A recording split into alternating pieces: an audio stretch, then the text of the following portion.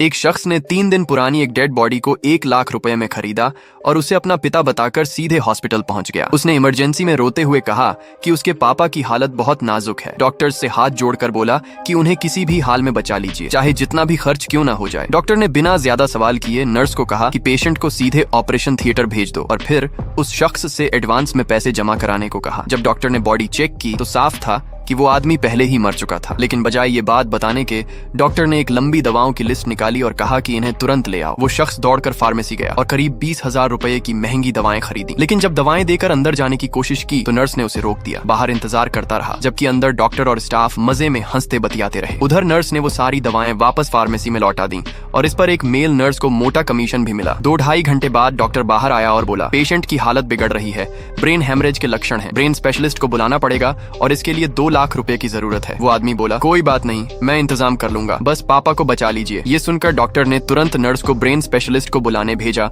और आदमी ने फ्रंट डेस्क पर पूरी फीस जमा कर दी। थोड़ी देर में एक आदमी चश्मा लगाए आया, खुद को ब्रेन स्पेशलिस्ट बताते हुए बोला, हम पूरी कोशिश करेंगे, आप परेशान मत होइए। फिर वो बिना किसी जांच के अंदर चला गया। अंदर डॉक्टर्स के बीच बातचीत हो रही थी। ये डेड बॉडी है, अब इससे ज्यादा कुछ नहीं किया जा सकता। किसी दिन ये बॉडी तो डिकम्पोज होना शुरू हो गई है, ज्यादा देर ड्रामा नहीं चल सकता। लेकिन चश्मे वाला बोला, जब तक पैसा आ रहा है खेल को लंबा खींचो, फिर धीरे से निकल लेंगे। कैसे लोग हैं ये, मुर्दे को भी नहीं छोड़ते।